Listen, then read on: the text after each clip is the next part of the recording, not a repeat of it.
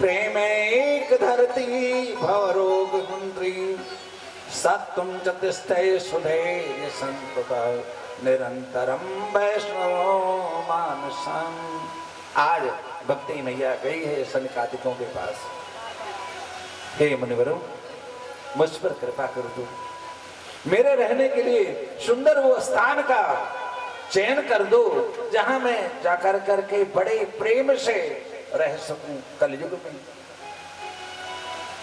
सनकादिकों ने कहा कि मैया, जो तिवारीपुर ग्राम के आसपास के जितने लोग हैं, जो भगवान की कथा में आए हैं, जाओ उन भक्तों के अंतःकरण में विराजमान हो जाओ।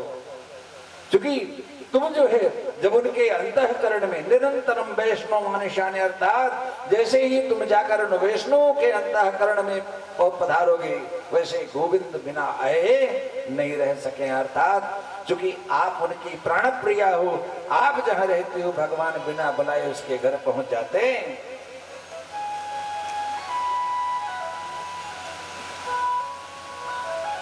मैया, भगवान तो सदैव आपके साथ रहते हैं ना। अगर तो इन भक्तों के हृदय में जाकर विराजमान हुई तो भगवान तो जहां रहती है, भगवान तो बिना बुलाए उसके घर चले जाते हैं।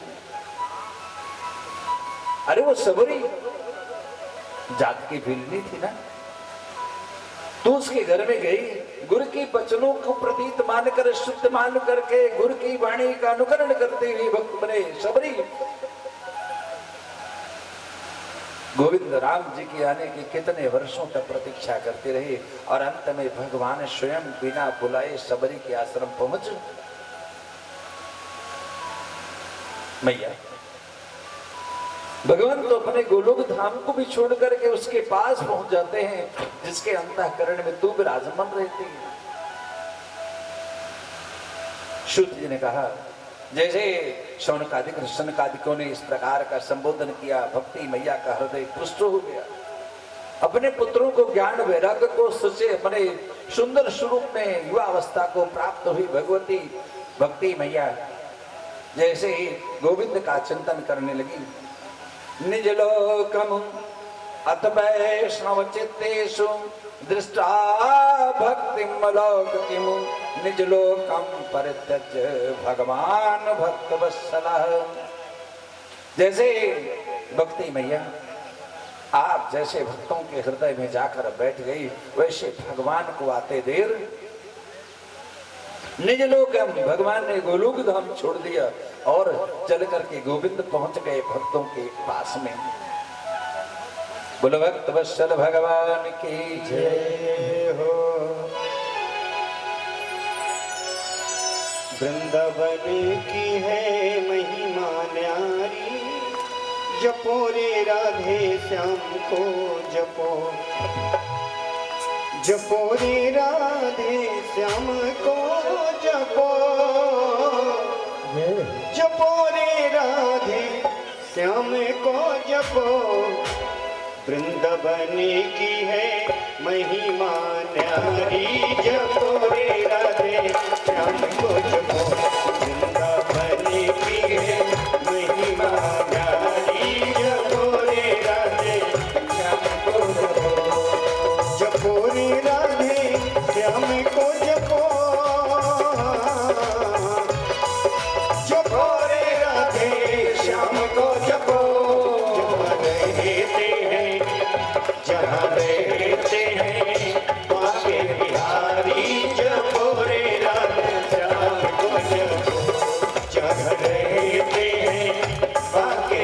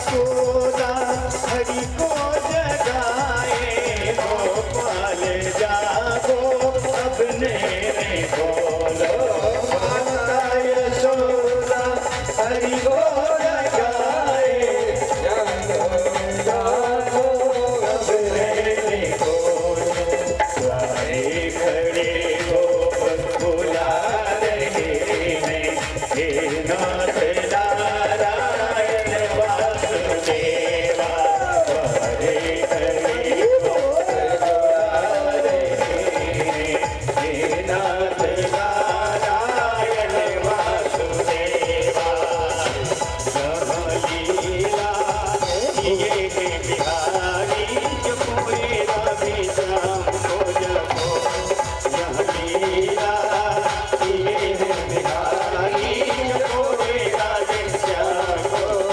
कृष्णा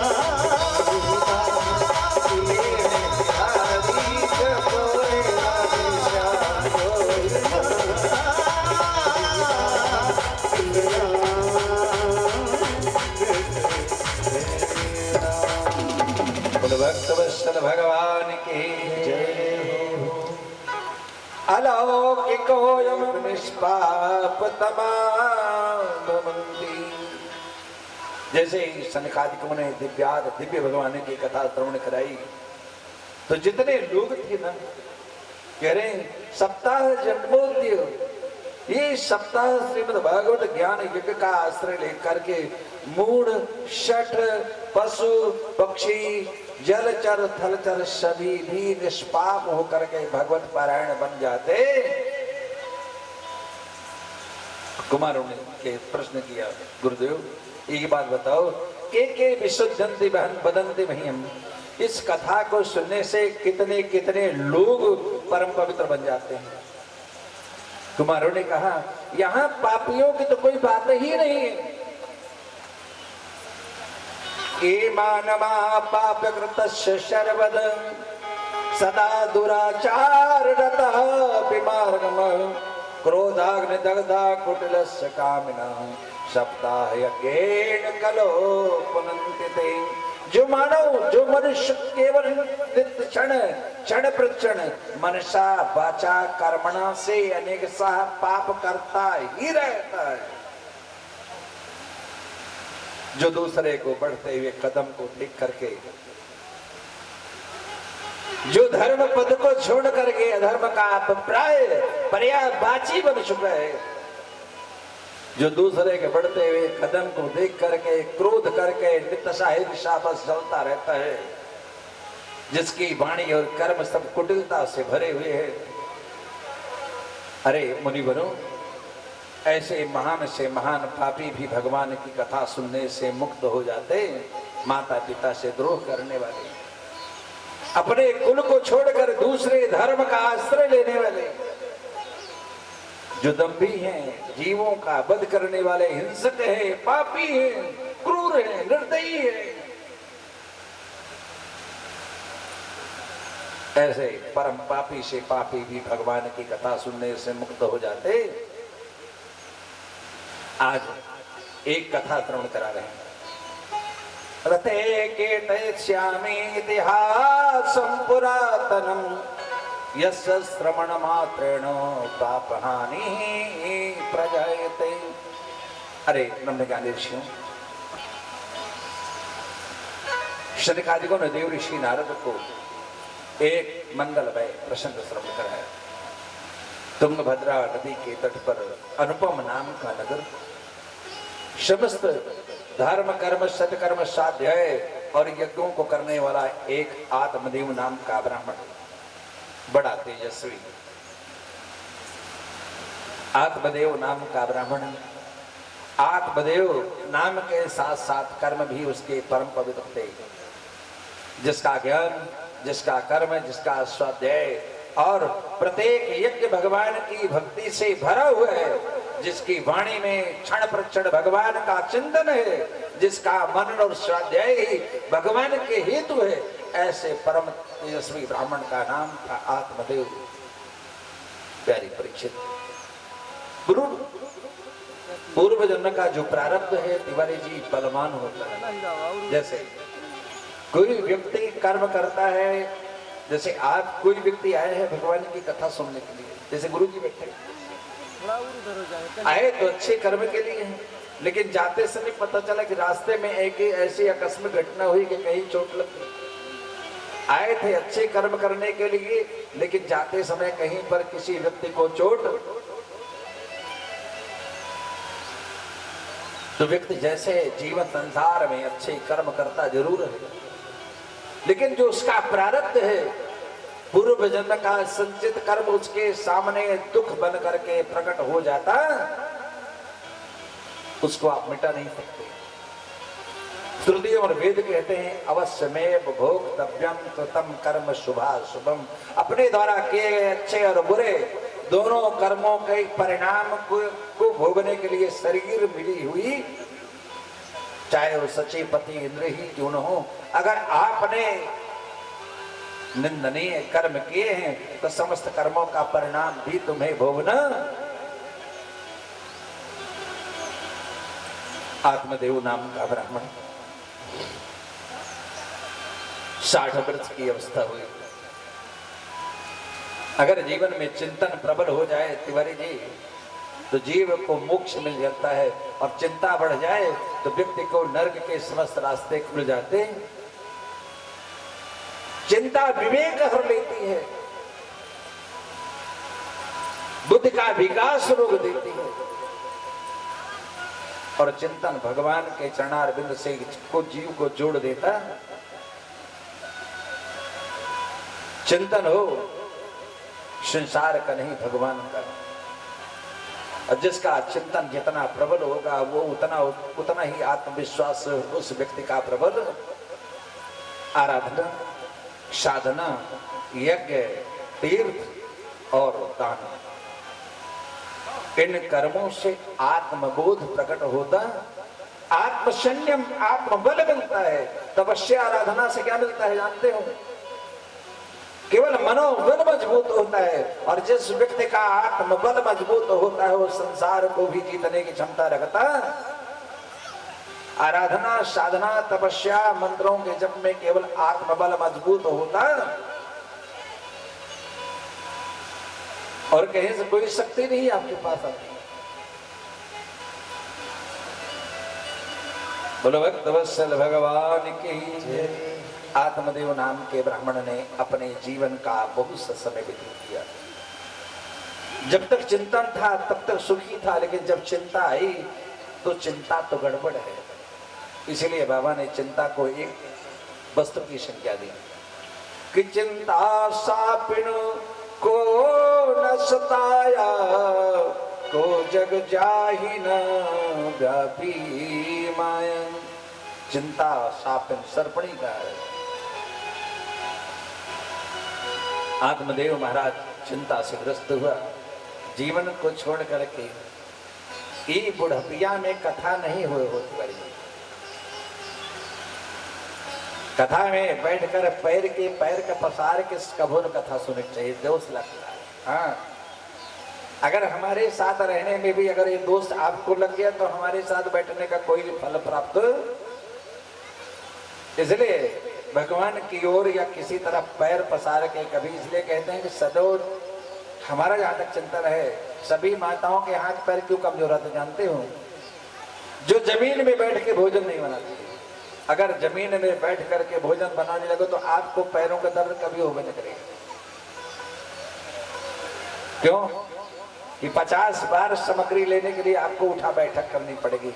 रामदेव बाबा का प्राणायाम अपने आप हो जाएगा। सामान रखो ऊंचे और भोजन बनाओ बैठ के नीचे। जितनी बार आवश्यकता होगी उतनी बार उठोगे बैठोगे। बूढ़े बुजुर्ग दादी लोग है ना, बहुत मजबूत है। हाँ, इतने मजबूत हैं, फूक करके फूंकती रही चूल्हा में झुक झुक करके, तो बार बार एक्सरसाइज होती रही। तो इनकी कमर, इनके हाथ पैर, इनकी आंखें इतनी मजबूत हैं कि नए लोगों के बेकार है। बोलो भक्तवत्सल भगवान की जय। ब्राह्मण देवता ने विचार किया कि अब जीवन को रखना अच्छी बात, चलो आज इस जीवन को क्योंकि चिंता की व्यवस्था में गड़बड़ है कि विवेक हर लेता है। परम विवेकी का विवेक भी शून्य हो जाता है जब व्यक्ति चिंता करता। विचार करके घर से निकल पड़ा। दोपहर को एक तालाब के किनारे पहुंच करके जैसे सोचा आज सायंकाल होगी और अपना जीवन समाप्त करूंगा। भगवान ने सोचा कि ये मेरा बन करके इतना दुखी है, इसको क्यों न कष्ट से निवृत्ति कर दिया। भगवान ने एक सन्यासी का रूप धारण किया और पहुंच गए। अरे आत्मदेव, ब्राह्मण, अरे देज, क्यों दुखी हो, क्यों रो रहे हो?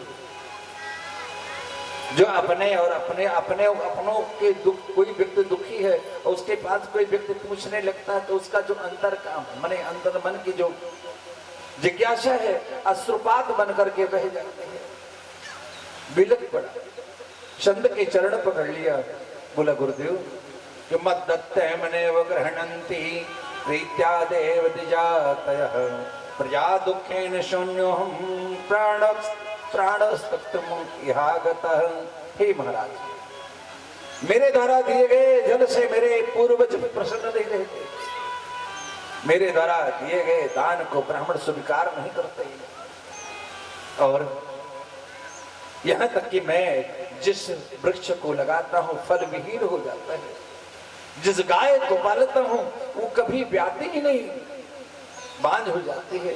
इसलिए मेरे जीवन को धिक्कार है, इसलिए मैंने अपना निर्णय कर लिया कि आज मैं इसी जलाशय में अपना प्राण त्याग दूंगा। गुरुदेव,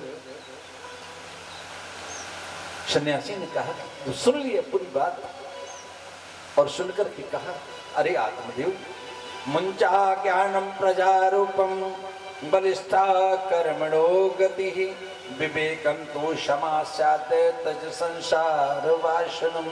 अरे ब्राह्मण देवता, हर व्यक्ति का कर्म का भोग, दो जन्म का कर्म का भोग उस व्यक्ति के जन्म के साथ जुड़ करके आता है।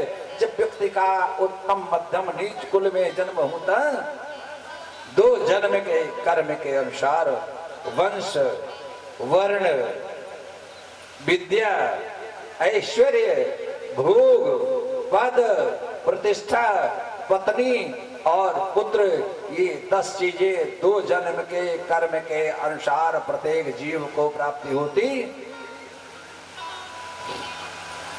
कौन नहीं चाहता मेरी पत्नी बहुत सुंदर हो? कोई चाहता कि मेरा बच्चा जड़ हो जाए, मूर्ख हो जाए या शत्रु हो जाए? हर व्यक्ति दो जन्म के कर्म के अनुसार ब्राह्मण, क्षत्रिय, वैश्य, वर्ण, पत्नी, पुत्र, ऐश्वर्य, भोग, पद, प्रतिष्ठा,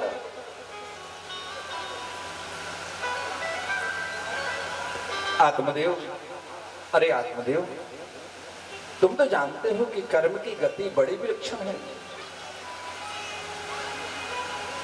और तुम क्यों इतना दुखी हो?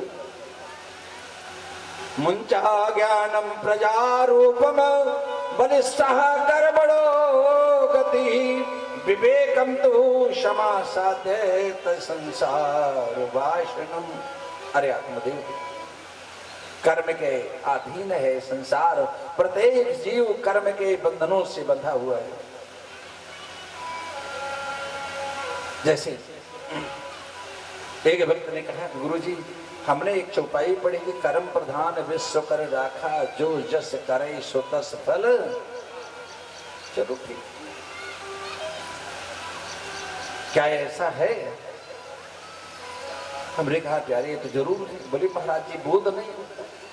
जैसे एक मां के गर्भ में 2 बालक पल रहे हैं और एक बालक स्वस्थ प्रकट बने,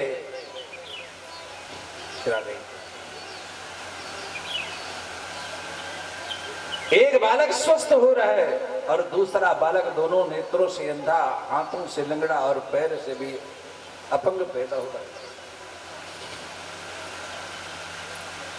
वहां तो ये बोध हो रहा है जैसे कि 2 जन्म के कर्म के अनुसार वंश वर्ण विद्या ऐश्वर्य पद भोग पत्नी प्रतिष्ठा ऐश्वर्य पुत्र 2 जन्म के कर्म के अनुसार व्यक्ति को प्राप्त हो। जो जन्म ही नहीं लिया, जो मां के गर्भ में गर्भस्थ है, जिसका जन्म ही नहीं हुआ, वो कर्म कैसे कर सकता है? और जब कर्म करता नहीं तो बाबा लिखते हैं कि कर्म प्रधान विश्व कर राखा, जो जस करे सो तस फल। जो जन्म लिया ही नहीं, इससे ये बोध होता है कि उसके 2 जन्म के कर्म के अनुसार उसे ब्राह्मण क्षत्रिय वैश्य वर्ण विद्या ऐश्वर्य भोग पद प्रतिष्ठा पुत्र और पत्नी की प्राप्ति होती।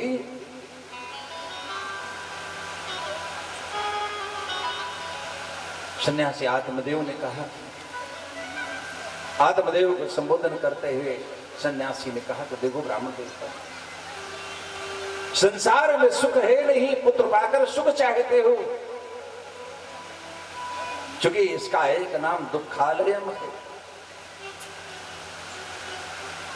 दुख ही दुख है, पुत्र हो जाए तो दुख है, योग पढ़ लिख के बड़ा नहीं हुआ तो दुख है, कमाता नहीं तो दुख है, हर तरफ दुख ही दुख है। इस संसार में दुख को क्यों भूलते हो? ये तो दुखालयम है। आत्मदेव, अगर जीवन में सुखी होना चाहते हो तो संन्यास ही सबसे बड़ा श्रेष्ठ साधन है। आत्मदेव को बहुत समझाया, लेकिन जब समझाते हुए एक ही रट रहे, मुझे पुत्र प्रदान कर दो। महाराज आप कुछ नहीं जानते, आप तो सन्यासी हैं, आपको संसार से क्या मतलब है? मैं जानता हूं कि पुत्र का सुख क्या होता है।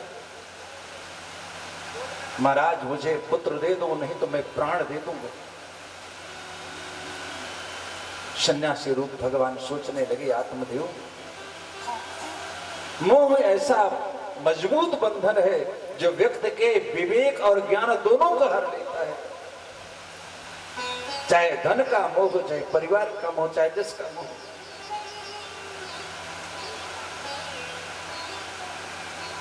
आत्मदेव कह रहा है कि सन्यास का आनंद तभी है जब उस पुत्र के बिना सन्यास का सुख भी अधूरा है, सुख है।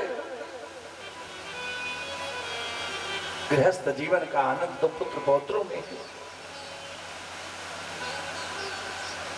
सन्यासी रूप भगवान ने कहा, ब्राह्मण देव, मैं सच कहता हूं, तुम मेरी बात मान लो। सन्यास ही एक ऐसा विकल्प है, भगवत शरणागति ही ऐसा श्रेष्ठ साधन है जिस साधन से संसार का समस्त साधन अपने आप जुड़ जाएंगे, तुम सुखी बन जाओगे। मेरी बात मान लो। जब अंत में आत्मदेव ने कहा कि गुरुदेव, अगर अब अंतिम बार कहता हूं मुझे संतान दे दो, अन्यथा मैं आपके सामने ही प्राण छोड़ दूंगा। सन्यासी ने सोच लिया कि ब्राह्मण लगता है कि प्राण छोड़ ही देगा। चलो, भगवान का स्मरण किया और झोली से एक फल निकाल कर जाओ आत्मदेव, तुम्हें बहुत सुंदर पुत्र होगा। वर्षावधि श्रिया कार्यो येन पुत्रो निर्मल। जाओ, अगर तुम्हारी पत्नी नियम पूर्वक इस कार्य को करेगी, अनुष्ठानिक कर्म को करेगी, तो मैं सत्य कहता हूं कि बहुत सुंदर निर्मल भक्ति और निर्मल ज्ञान को प्रत्यय युक्त होकर तुम्हारा एक पुत्र जरूर जन्म लेगा। आत्मदेव प्रसन्न हुए और ले जाकर के अपनी पत्नी को फल प्रदान कर दिया।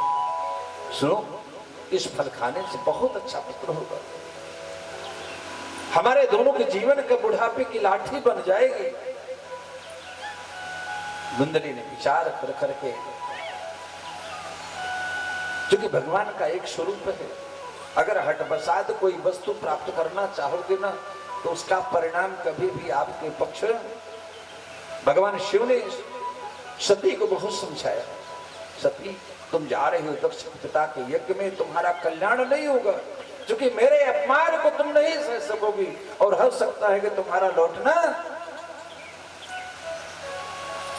लेकिन सती ने कुछ भी एक बात नहीं मानी और अंत में भगवान शंकर ने कहा, हुई सोई जो राम रची,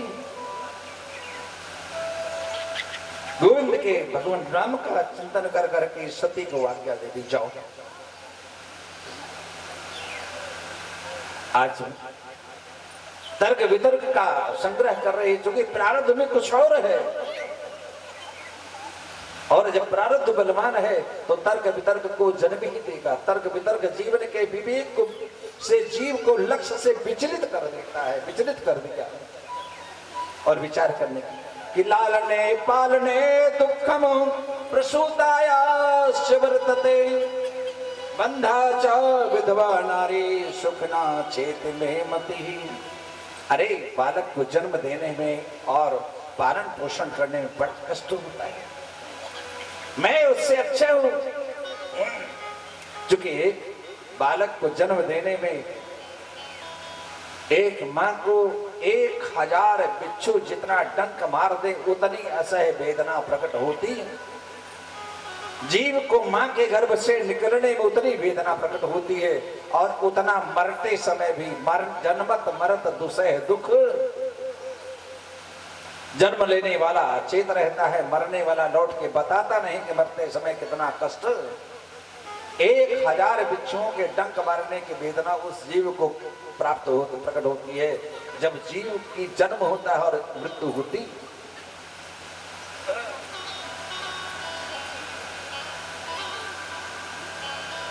आई है जो जैसे जैसी हो भवितव्यता वैसी मिले सहाय। छोटी बहन आई और तर्क वितर्क की संज्ञा में एक शब्द जोड़ दिया, क्यों परेशान हो? कई बच्चे हैं, अंतिम बच्चा होने वाला है, मैं तुम्हें अरे बोले दूध कहां मिलेगा? बोले मैं उसके व्यवस्था कर दूंगी। धुंधली ने वो फल उठा करके गाय को प्रदान कर दिया। दोनों के गर्भ से, छोटी बहन के गर्भ से बालक, गौ माता के गर्भ से भी जातक का जन्म हुआ। दोनों का नामकरण हुआ। धुंधली ने अपने बच्चे का नाम धुंधकारी और गौ माता के गर्भ से जन्मे हुए जातक का नाम ब्रह्मज्ञानी ऋषियों ने, ब्राह्मणों ने गोकर्ण रखा। इंद्रियों का बोधक है गोकर्ण, जिसकी इंद्रियां प्रकाश से, परम ज्ञान से परम प्रकाशित हैं, जिसका प्रत्येक कर्म जो है भगवत परायण है, भगवत कृपा प्राप्त है, जिसकी वाणी में भगवत कृपा का एक एक बुद्ध अमृत रसायन बरस रहा है, ऐसे ब्रह्मज्ञानी ऋषि का नाम ब्रह्मज्ञानी ऋषियों ने गौकर्ण। गौ शब्द है इंद्रियों का।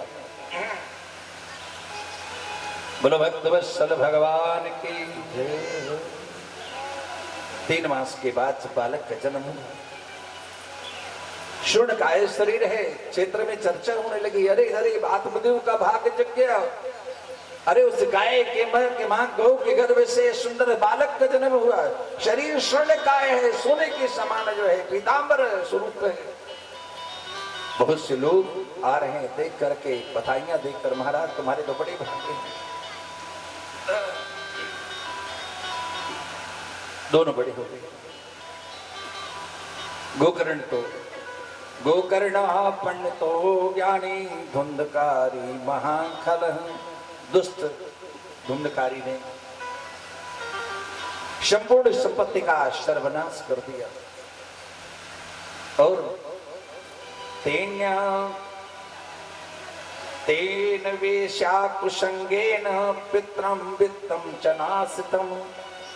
धर्म को छोड़ करके धुंधकारी ने जैसे अधर्म का अनुकरण किया, वैसे सब कुछ विनष्ट हो गया।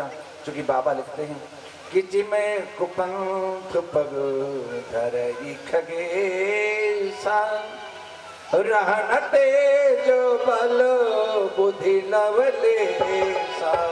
जिमें कुपंथ पग धरई खगेसा रहन तेज बल बुद्धि लवलेसा।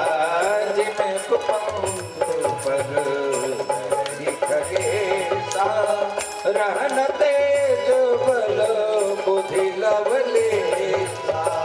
जिमी कुपंथ पग धरई खगेसा रहन तेज बल बुद्धि लवलेसा। जिम कुपंथ पग हरे खगेशा रहन तेज बल बुद्धि लो। जो ब्राह्मण कर्म से गिर गया, पतित हो गया, तेज बल श्री हरि सबकी अपने आप उसकी छिन जाएगी। आत्मदेव को बड़ा कष्ट हुआ। कष्ट तो तब भी था जब पुत्र नहीं था, आज है, आज भी कष्ट है।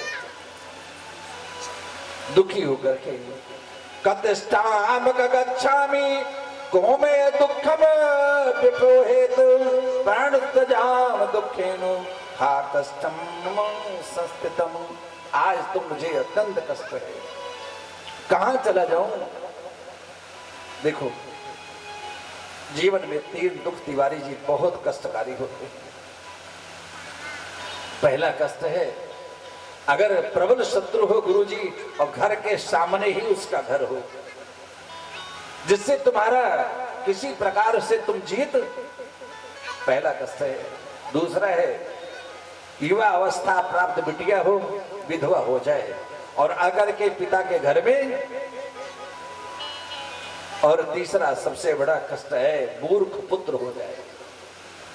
ये तीनों कष्ट व्यक्ति को, उस व्यक्ति को मारने की जरूरत, ये 3 कष्ट इतने घनघोर कष्ट हैं कि व्यक्ति अपने आप ही मर जाएगा, उसे मारने की आवश्यकता। प्रबल शत्रु हो, उसका घर घर के सामने। दूसरा युवा अवस्था प्राप्त बिटिया हो, वैधव्य जीवन व्यतीत करते हुए पिता के घर में रह रही हो। और तीसरा है मूर्ख पुत्र हो। तो जब जब पिता की दृष्टि उस पुत्र पर, उस बिटिया पर, उस प्रबल शत्रु पर जाएगी, जीव को मारने की आवश्यकता।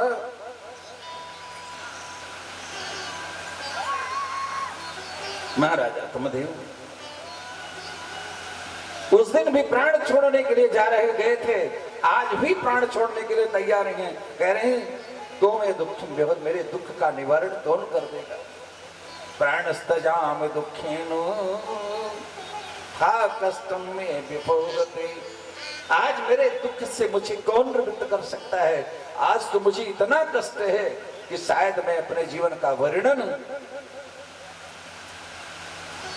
मेरा कोई उद्धार करे। गोविंद को प्रभु, मैं अगर उस संत की वाणी का अनुकरण करता तो मेरा जीवन जरूर सुधर जाता, लेकिन आज मुझे जो कष्ट मिला है वो कष्ट बिना अवर्ण नहीं है। जैसे ही कष्ट से दुखी होकर के आत्मदेव ने अपना लंगोटी उठाई और छोटा सा कमंडल और माला लेकर के निकल पड़े। अब तो मुझे निकल जाना है। तिवारी जी, दुख में भगवान 2 ही चीज में याद आते हैं, ये तो अभाव हो, ये तो भाव हो। भगवान तभी अच्छे लगेंगे, ये तो भाव अच्छा है तब भगवान अच्छे लगे।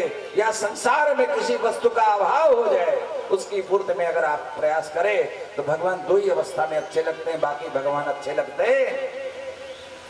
आज दुख हुआ आत्मदेव को, और जैसे कुछ दूर चले रास्ते में रुक गया।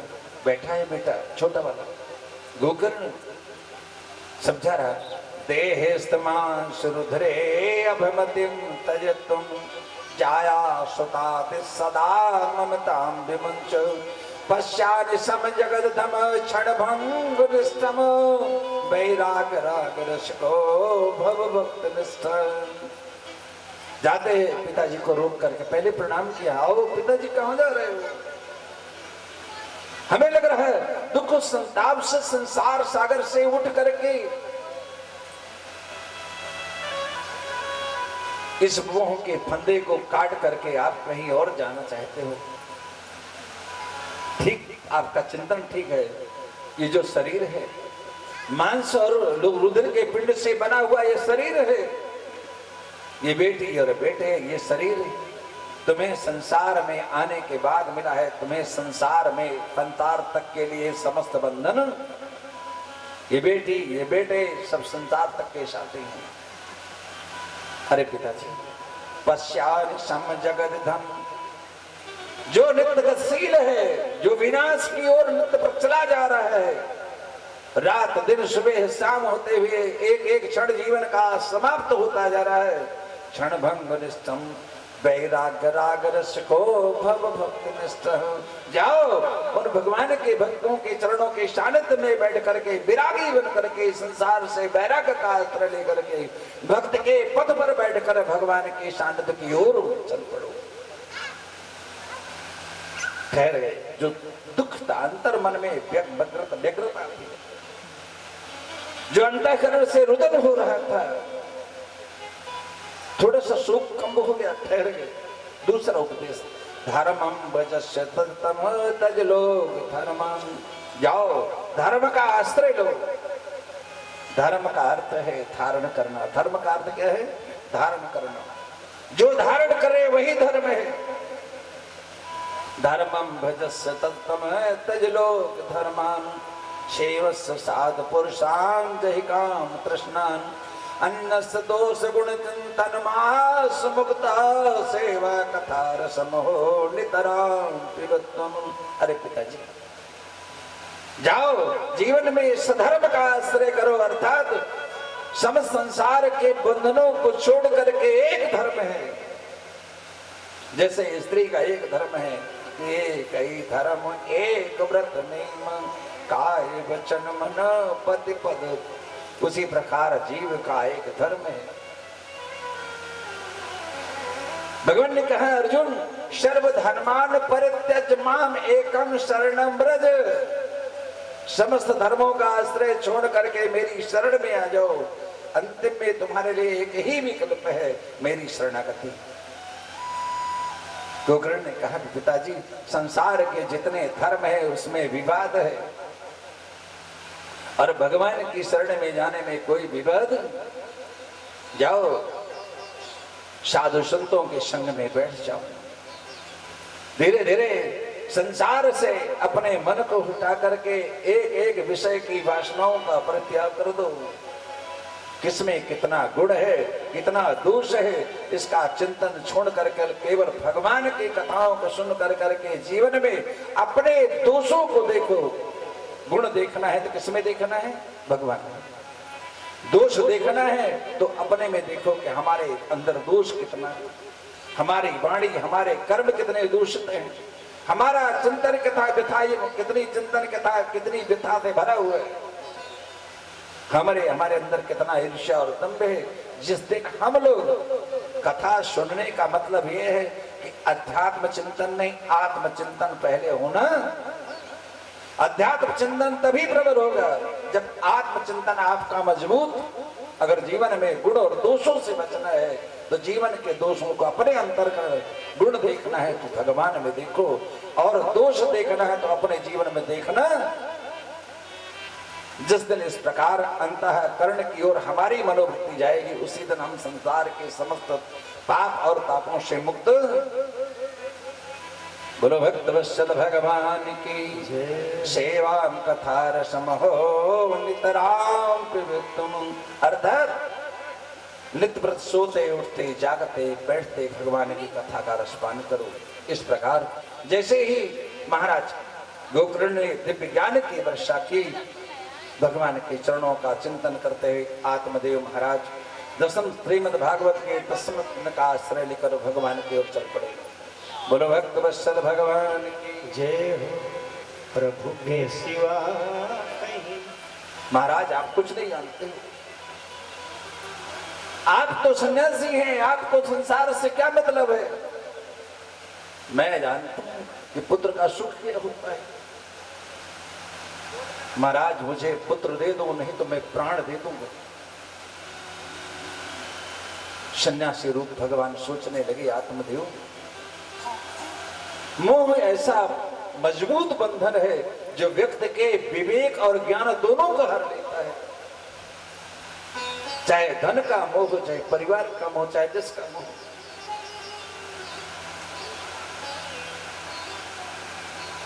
आत्मदेव कह रहा है कि सन्यास का आनंद तभी है जब उस पुत्र के बिना सन्यास का सुख भी अधूरा है, सुख है।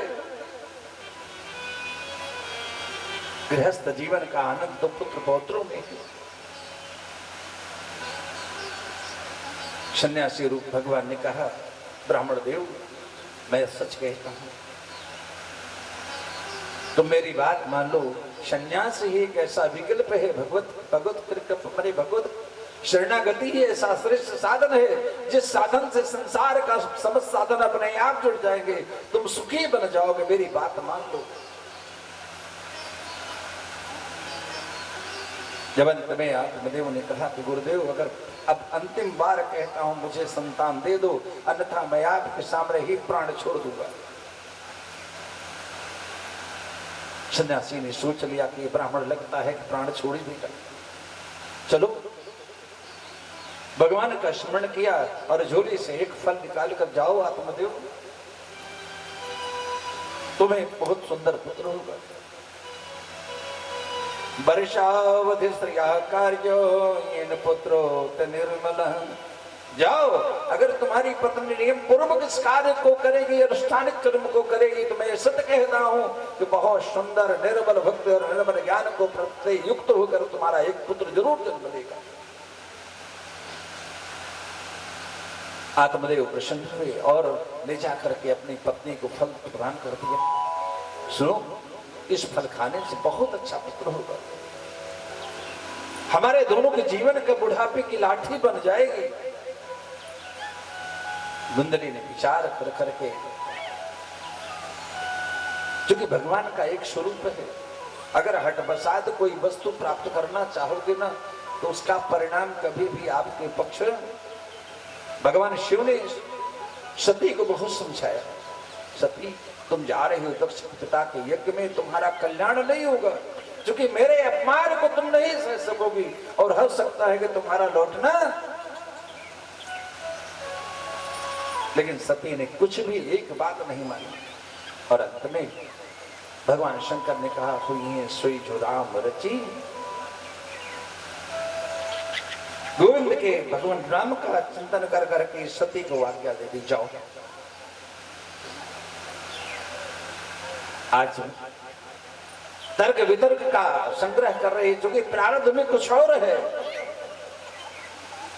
और जब प्रारब्ध बलवान है तो तर्क वितर्क को जन्म ही देगा। तर्क वितर्क जीवन के विवेक को से जीव को लक्ष्य से विचलित कर देता है, विचलित कर दिया और विचार करने की कि लालने पालने दुखम प्रसूताया वर्तते बंधा च विधवा नारी सुखना चेत में मति। अरे, बालक को जन्म देने में और पालन पोषण करने में बड़ा कष्ट होता है, मैं उससे अच्छा हूं। क्योंकि एक बालक को जन्म देने में एक मां को 1000 बिच्छू जितना डंक मार दे, उतनी असह्य वेदना प्रकट होती। जीव को मां के गर्भ से निकलने में उतनी वेदना प्रकट होती है, और उतना मरते समय भी जन्मत मरत दुसह दुख। जन्म लेने वाला चेत रहता है, मरने वाला लौट के बताता नहीं कि मरते समय कितना कष्ट। 1000 बिच्छुओं के डंक मारने की वेदना उस जीव को प्राप्त होती, प्रकट होती है जब जीव की जन्म होता है और मृत्यु होती।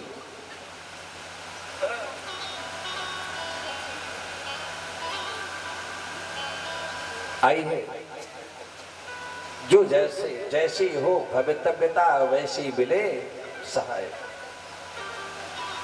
छोटी बहन आई और तर्क वितर्क की संज्ञा में एक शब्द जोड़ दिया, क्यों परेशान हो? कई बच्चे हैं, अंतिम बच्चा होने वाला है, मैं तुम्हें वाले बोले दूध कहां मिलेगा? बोले मैं उसके व्यवस्था कर दूंगी। धुंधली ने वो फल उठा करके गाय को प्रदान कर दिया।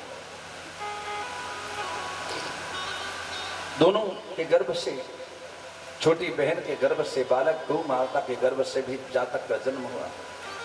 दोनों का नामकरण हुआ। धुंधली ने अपने बच्चे का नाम धुंधकारी और गौ माता के गर्भ से जन्मे हुए जातक का नाम ब्रह्मज्ञानी ऋषियों ने, ब्राह्मणों ने गोकर्ण रखा। इंद्रियों का बोधक है गोकर्ण, जिसकी इंद्रियां प्रकाश से, परम ज्ञान से परम प्रकाशित हैं, जिसका प्रत्येक कर्म जो है भगवत परायण है, भगवत कृपा प्राप्त है, जिसकी वाणी में भगवत कृपा का एक एक बुद्ध अमृत रसायन बरस रहा है, ऐसे ब्रह्मज्ञानी ऋषि का नाम ब्रह्मज्ञानी ऋषियों ने गोकर्ण। गौ शब्द है इंद्रियों का। बोलो भक्तवत्सल भगवान की जय। 3 मास के बाद बालक का जन्म हुआ।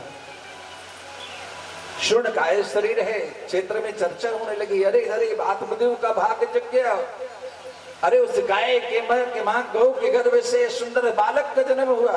शरीर स्वर्णकाय है, सोने के समान जो है, पीतांबर स्वरूप है। बहुत से लोग आ रहे हैं देख करके, बधाइयां देकर, महाराज तुम्हारे तो बड़े भाग्य हैं। दोनों बड़े हो गए। गोकर्ण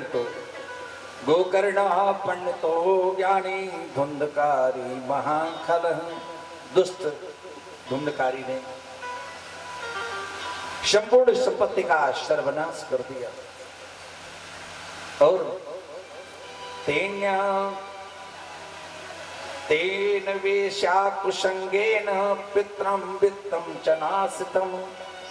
धर्म को छोड़ करके धुंधकारी ने जैसे अधर्म का अनुकरण किया, वैसे सब कुछ विनष्ट हो गया। क्योंकि बाबा लिखते हैं कि जिमें कुपंथ पग धरई खगेसा, रहन तेज बल बुद्धि लवलेसा।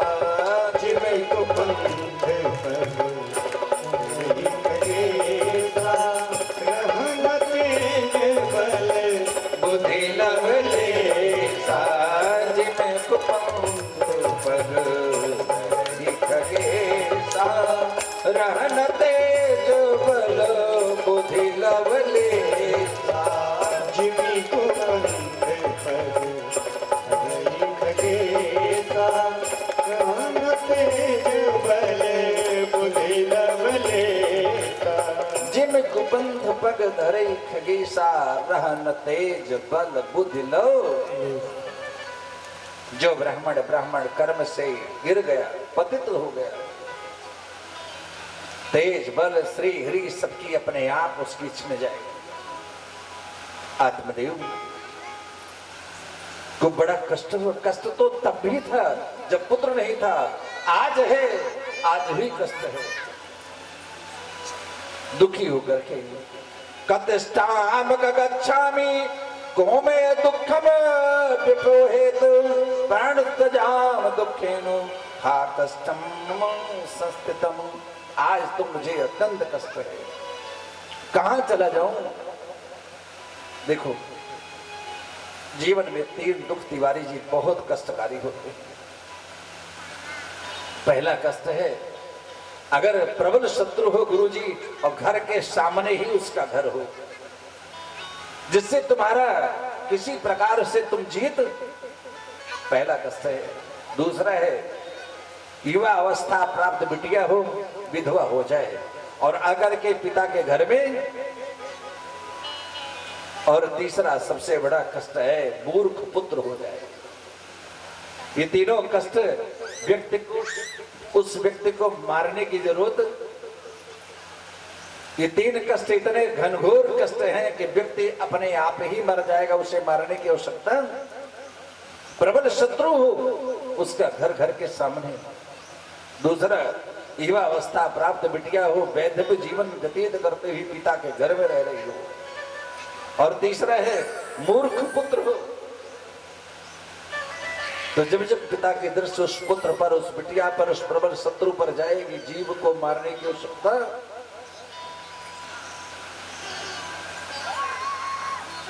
महाराजा तुमदेव उस दिन भी प्राण छोड़ने के लिए जा रहे गए थे, आज भी प्राण छोड़ने के लिए तैयार हैं। कह रहे हैं तो मैं दुख, मेरे दुख का निवारण कौन कर देगा।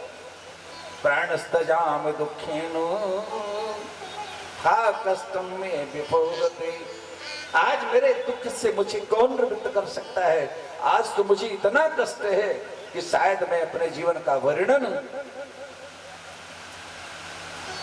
मेरा कोई उद्धार करे। गोविंद को प्रभु, मैं अगर उस संत की वाणी का अनुकरण करता तो मेरा जीवन जरूर सुधर जाता, लेकिन आज मुझे जो कष्ट मिला है वो कष्ट बिना अवर्ण नहीं है। जैसे ही कष्ट से दुखी होकर के आत्मदेव ने अपना लंगोटी उठाई और छोटा सा कमंडल और माला लेकर के निकल पड़े। अब तो मुझे निकल जाना है। तिवारी जी, दुख में भगवान दो ही चीज में याद आते हैं, ये तो अभाव हो, ये तो भाव हो। भगवान तभी अच्छे लगेंगे, ये तो भाव अच्छा है तब भगवान अच्छे लगे। या संसार में किसी वस्तु का अभाव हो जाए, उसकी पूर्ति में अगर आप प्रयास करें तो भगवान दो ही अवस्था में अच्छे लगते हैं, बाकी भगवान अच्छे लगते हैं। आज दुख हुआ आत्मदेव को, और जैसे कुछ दूर चले रास्ते में रुक गया। बैठा है बेटा छोटा वाला, गोकर्ण समझा रहा, देहेस्तमांश रुद्रे अभमतिम तजतुम जाया सुताति सदा ममतां विमुंच पश्चानि सम जगदधम क्षणभंग निष्ठम वैराग राग रसको भव भक्त निष्ठ। जाते पिताजी को रोक करके पहले प्रणाम किया, आओ पिताजी कहां जा रहे हो? हमें लग रहा है दुख संताप से संसार सागर से उठ करके इस मोह के फंदे को काट करके आप कहीं और जाना चाहते हो। ठीक, आपका चिंतन ठीक है। ये जो शरीर है मांस और रुधिर के पिंड से बना हुआ ये शरीर है, ये बेटी और बेटे ये शरीर तुम्हें संसार में आने के बाद मिला है। तुम्हें संसार में संसार तक के लिए समस्त बंधन, ये बेटी ये बेटे सब संसार तक के साथी हैं। अरे पिताजी, पश्चात सम जगद धम, जो नित्य गतिशील है, जो विनाश की ओर नित्य पर चला जा रहा है, रात दिन सुबह शाम होते हुए एक एक क्षण जीवन का समाप्त होता जा रहा है। क्षण भंग निष्ठम वैराग राग रस को भव भक्त निष्ठ। जाओ उन भगवान के भक्तों के चरणों के सानिध्य में बैठ करके विरागी बन करके संसार से वैराग का अस्त्र लेकर के भक्त के पद पर बैठकर भगवान के सानिध्य की ओर चल पड़ो। ठहर गए। जो दुख था अंतर मन में व्यग्रता थी, जो अंतःकरण से रुदन हो रहा था, थोड़ा सा शोक कम हो गया, ठहर गए। दूसरा उपदेश, धर्मम भजस्य तम तज लोग धर्मम, जाओ धर्म का आश्रय लो। धर्म का अर्थ है धारण करना। धर्म का अर्थ क्या है? धारण करना। जो धारण करे वही धर्म है। धर्मम भजस्य तम तज लोग धर्मान शेवस्य साध पुरुषान जहि काम तृष्णान अन्नस दोष गुण चिंतन मास मुक्ता सेवा कथा रसम हो नितराम पिबत्वम। अरे पिताजी, जाओ जीवन में सधर्म का आश्रय करो, अर्थात समस्त संसार के बंधनों को छोड़ करके एक धर्म है। जैसे स्त्री का एक धर्म है, एक ही धर्म एक व्रत नियम काय वचन मन पति पद, उसी प्रकार जीव का एक धर्म है। भगवान ने कहा, अर्जुन सर्व धर्मान परित्यज माम एकम शरणम व्रज। समस्त धर्मों का आश्रय छोड़ करके मेरी शरण में आ जाओ। अंतिम में तुम्हारे लिए एक ही विकल्प है, मेरी शरणागति। गोकर्ण ने कहा, पिताजी संसार के जितने धर्म है उसमें विवाद है, और भगवान की शरण में जाने में कोई विवाद। जाओ साधु संतों के संग में बैठ जाओ। धीरे धीरे संसार से अपने मन को हटा करके एक एक विषय की वासनाओं का परित्याग कर दो। किसमें कितना गुण है, कितना दोष है, इसका चिंतन छोड़ करके केवल भगवान की कथाओं को सुन कर करके जीवन में अपने दोषों को देखो। गुण देखना है तो किसमें देखना है? भगवान में। दोष देखना है तो अपने में देखो कि हमारे अंदर दोष कितना है, हमारी वाणी हमारे कर्म कितने दूषित हैं, हमारा चिंतन कितनी चिंतन कितनी व्यथा से भरा हुआ है, हमारे अंदर कितना ईर्ष्या और दंभ है।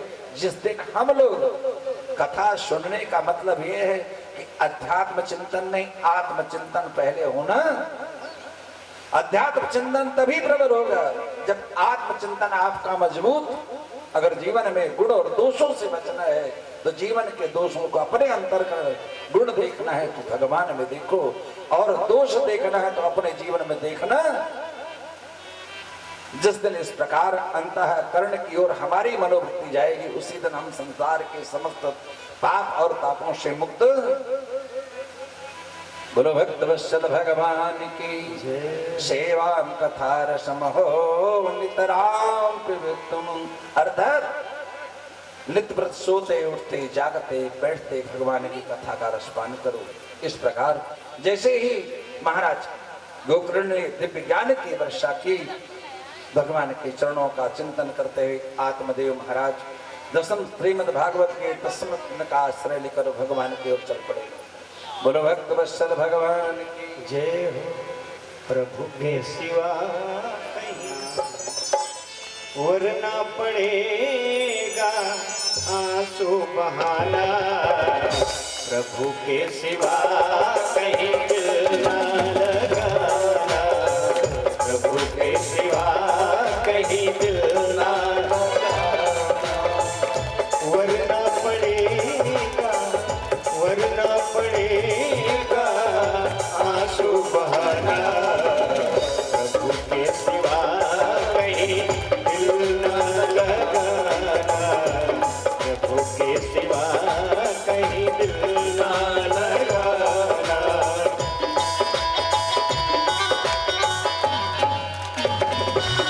जय हो।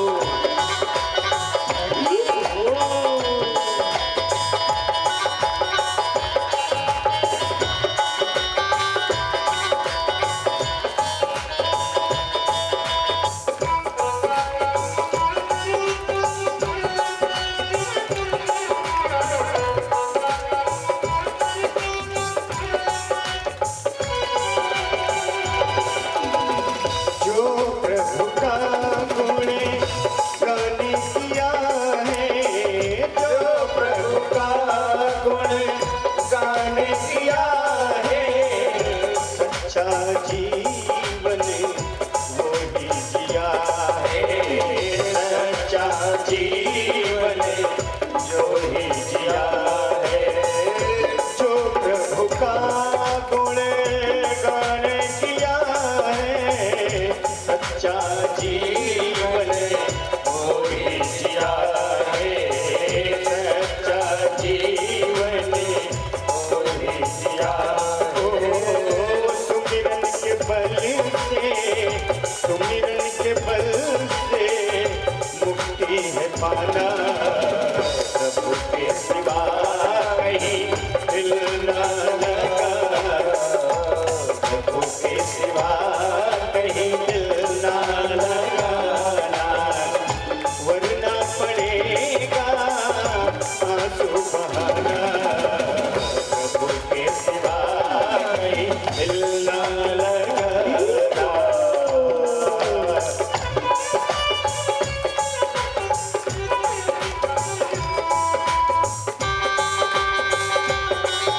जय हो।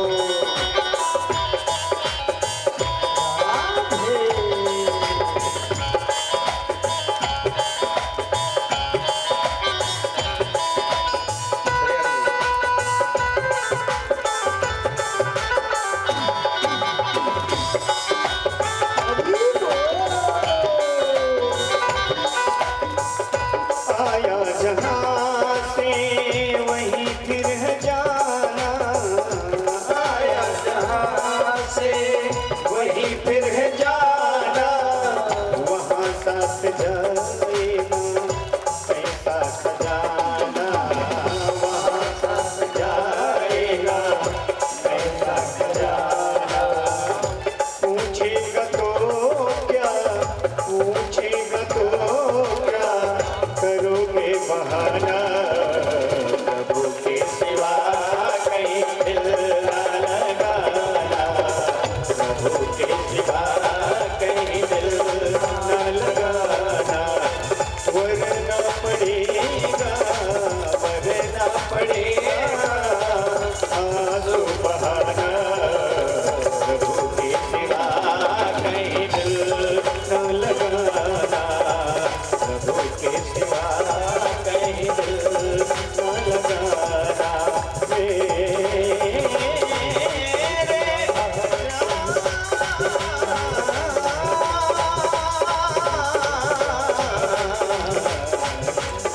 के सिवा कहीं दिल ना लगाया, प्रभु के सिवा कहीं दिल ना लगा। बोलो भक्त वत्सल भगवान की जय हो। महाराज आत्मदेव गए हैं वन की ओर। उधर धुंधकारी ने एक लाठी लेकर अपनी माँ के पास पहुंच गया। माँ, पिता ने जितना धन रखा है दिया है सब निकाल के मुझे दे देना था, मार डालूंगा। दुखी हुई माँ ने विचार किया, अरे बेटा धुंधकारी, तुमने तो सब संपत्ति का विनाश कर दिया, अब केवल मेरा प्राण बचा है, अगर चाहे तो प्राण दे दे। बोला धन दे दे, नहीं प्राण तो ले लूंगा। झुक रहा दिया मैया ने और विचार करने लगी कि ये धन का लोभी व्यक्ति स्वजनों का भी वध कर देता, इसके अंदर प्रलोभन है, विषमी है, अगर इसे धन नहीं मिलेगा तो मार डालेगा। इसके हाथों से बार बार पिटने से अच्छा है कि आज जाकर कुएं में ही अपना जीवन गई है, अपना अंतिम बने कुएं में अपना प्राण दे दिया। शत्रु होकर के 5 वेश्याओं को धुंधकारी ने अपने घर में पाल पोष करके रखा और बहुत सा चोरी से धन संग्रह कर करके उनका भरण पोषण करने लगा। कई करोड़ों की जब दौलत मिल गई उन उल्टाओं को, क्योंकि वेश्याएं जो वेश्या है और दूसरा जंगल के कुत्ते और वेश्याओं की मित्रता कभी अस्थायी। तुम्हारे पास धन जब तक है तब तक तुम्हारी है, उसके बाद उनका धन ही सर्वश्रेष्ठ पति होता। उल्टाओं ने देखा जब करोड़ों की दौलत मिल गई तो सबने मिल करके विचार करके धुंधकारी को ही मार डाला। आंगन में अंत्येष्टि कर दी, धन को बांटा और लेकर के चली गई। महान प्रेत हुआ है धुंधकारी। महाराज गोकर्ण को पता चल गया कि पिताजी मैया और भैया सब पधार गए, सबका जाकर पिंडोदक क्रिया किया है। लेकिन एक दिन जब कई बार तीर्थोदक क्रिया कर से लौट के आए, घर में विश्राम किया, तो धुंधकारी महान प्रेत बन कर करके भाई के सामने प्रकट हुआ। सुकन में सह पहले मने भेड़ा बन गया, श्रुकद हस्ते उसके बाद हाथी बन गया, श्रुकद महिको फिर भैंसा बन गया, शुकद इंद्र फिर इंद्र बन गया, शुकर शाग्नि फिर अग्नि देवता बन गया। इस प्रकार से अनेक रूप में धुंधकारी जो है गोकर्ण के सामने प्रकट हुआ। महाराज धुंधकारी को सामने विपरीत स्थितियों में देख कहा कस्तुम तुम कौन हो? वाणी वृद्ध है, कमंडल धजल निकाला, जैसे ही मंत्र पढ़कर छिड़का वाणी प्रकट हुई। अहम बाता तो देयोस्मि, मैं तुम्हारा भाई बड़ा भैया धुंधकारी हूँ, अनेक निंदनीय कारणों से मैं महान प्रेत हुआ, मेरा उद्धार करिए।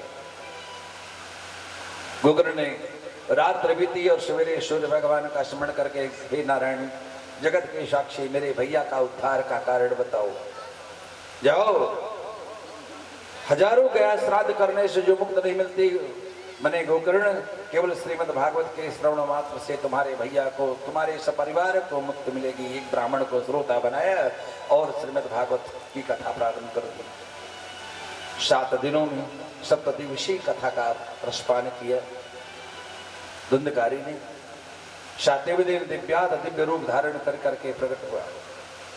सुंदर विमान है, श्रोता बहुत हैं। गोकर्ण ने प्रश्न किया, अत्रैव बहवः सन्ति श्रोतारो मम निर्मला, आनीतानि विमानानि न तेषां युगपत् कुतः।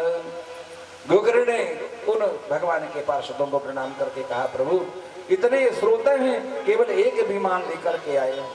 कारण भगवान के पार्षदों ने कहा, सुना तो सबने लेकिन मनन केवल धुंधकारी ने, इसलिए इस परम पद का अधिकारी केवल धुंधकारी है। समस्त श्रोताओं ने अदृढ़ चाहतम ज्ञानम प्रमारे प्रमादेन हतम श्रुतमो सद्दो ही ततो मंत्र व्यकुचित्रो हतो सपन। अगर किसी कथा को सुनने से आपका मनन मने चिंतन पवित्र नहीं हुआ, संदेह में मंत्र का जप हुआ और जो वैष्णव नहीं है उसको आपने दान कर दिया, श्राद्ध कर्म भ्रष्ट ब्राह्मण को भोजन करा दिया, एक समस्त पुण्य को छेड़ करने वाले ही होते।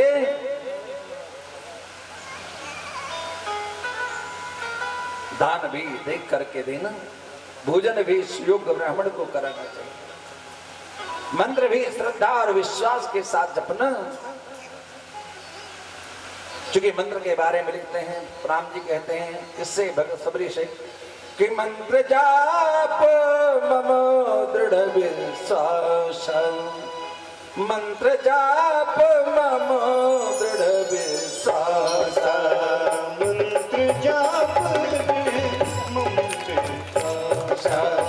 मंत्र जाप मम दृढ़ विश्वास, मंत्र जाप मम दृढ़ विश्वास, पंचम भगत सो वेद प्रकाश, पंचम भगति शो वेद प्रकाश, पंचम भगत सो वेद प्रकाश, पंचम भगति शो वेद प्रकाश। पांचवी भगत की भगवान ने मंत्र जाप मम दृढ़ विश्वास पंचम भगत सो वेद, शबरी को भगवान नौधा भक्ति का उपदेश दे रहे थे।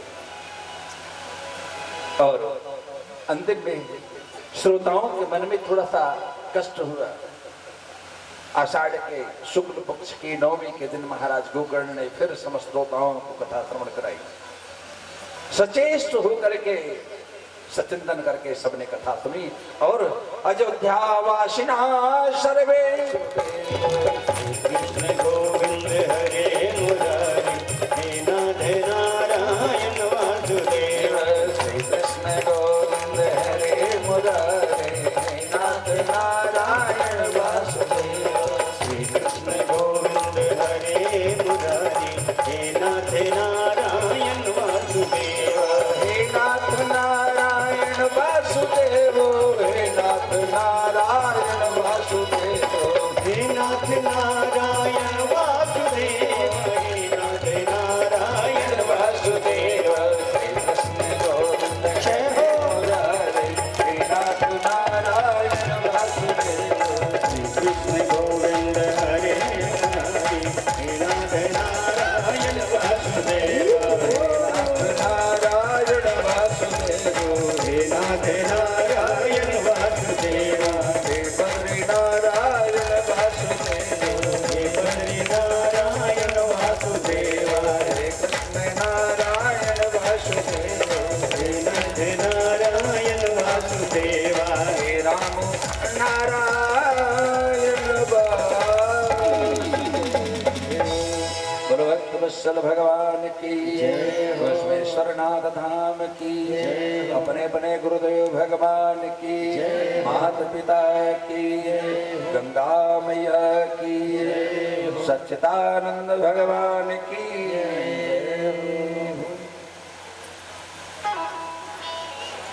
कारलेस चला दो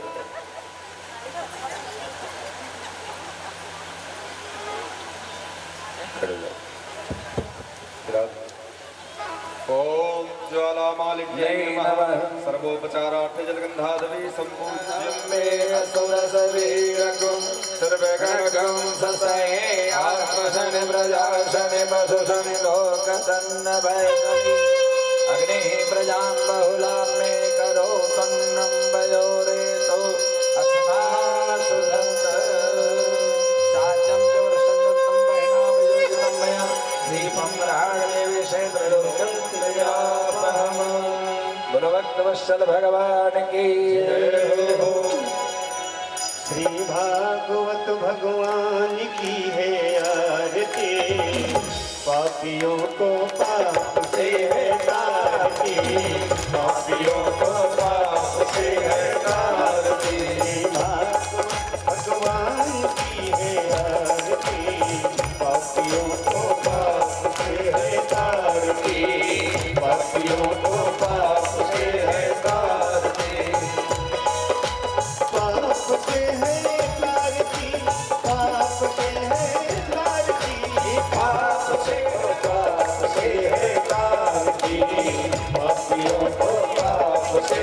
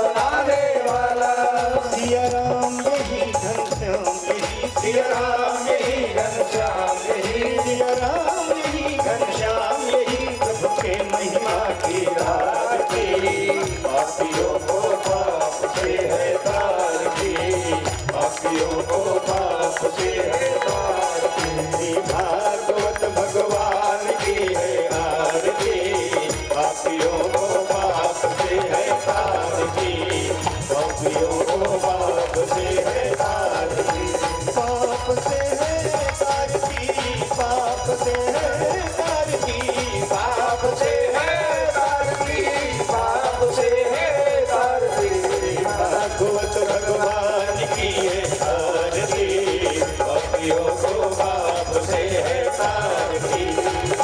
पापियों को पाप से है तारती। कर्पूरी गौरम करुणावतारम संसार सारम भुजगेन्द्रहारम सदा वसंतम हृदयारविन्दे भवं भवानी सहितं नमामि भवं भवानी सहितं नमामि। त्वमेव माता च पिता त्वमेव बन्धु सर्वा त्वमेव विद्या सर्वं त्वमेव सर्वं मम देव देव त्वमेव सर्वं मम देव देव त्वमेव सर्वं मम देव देव। नीलाम्बुजन्तमनकोमरागं सीतासमारोपितवामभागं भाणो महासायक्चारुचापं नमामि रामं रघुवंशनाथं नमामि रामं रघुवंशनाथं। मनोजवं मारुतुल्यवेगं जितेन्द्रियं बुद्धिमतां वरिष्ठं वसत्मजं वानरयूथनित्यं श्रीरामदूतं शरणं प्रपद्ये श्रीरामदूतं शरणं प्रपद्ये श्रीरामदूतं शरणं प्रपद्ये। हरे राम राम राम हरे हरे हरे कृष्णा कृष्णा हरे हरे हरे राम राम राम हरे हरे हरे कृष्णा कृष्णा कृष्णा हरे हरे कृष्णा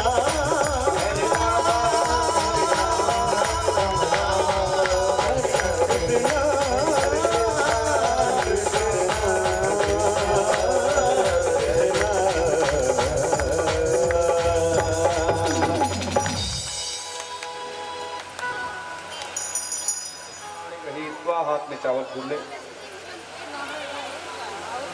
ओम हरि ओम मामहि तन्नो दन्ते प्रचोदयात्। हरि ओम कात्यायने च विद्महे कन्याकुमारी च धीमहि तन्नो दुर्गा प्रचोदयात्। हरि ओम तत्पुरुषाय विद्महे महादेवाय धीमहि तन्नो रुद्रः प्रचोदयात्। हरि ओम महालक्ष्मी च विद्महे विष्णुपत्न्यै च धीमहि तन्नो लक्ष्मी प्रचोदयात्। हरि ओम नारायणाय च विद्महे वासुदेवाय धीमहि तन्नो विष्णुः प्रचोदयात्। हरि ओम अंजनी नंदनाय च विद्महे वायुपुत्राय धीमहि तन्नो हनुमान् प्रचोदयात्। सेवन्तिका बबूलजं भगवाटलाब्जैः पुण्डाङ्गजातिकरवीररसालपुष्पैः विलवप्रभालतुलसीदलमञ्जरीभिः त्वां पूजयामि जगदीश्वर मे प्रसीद। नानासुगन्धिपुष्पाणि यथा कालोद्भवानि च पुष्पाञ्जलिर्मया दत्ता गृहाणं परमेश्वर। सुमन सुगन्धित सुमनलय सुमन सुभक्ति सुजान पुष्पाञ्जलि अर्पण करो नाथ करो स्वीकार। मंत्र पुष्पाञ्जलि समर्पयामि। भोला भाला देखो पी गया किसका प्याला मेरा भोला भाला देखो पी गया किसका प्याला। देवता सारे उतरे चालाक थे। 14 रत्नों में तमाम रत्न निकले तब भोले बाबा को नहीं पूछे जब मरने वाला तेज निकला प्लीज तो उसके लिए पहुंच गए सबसे पहले।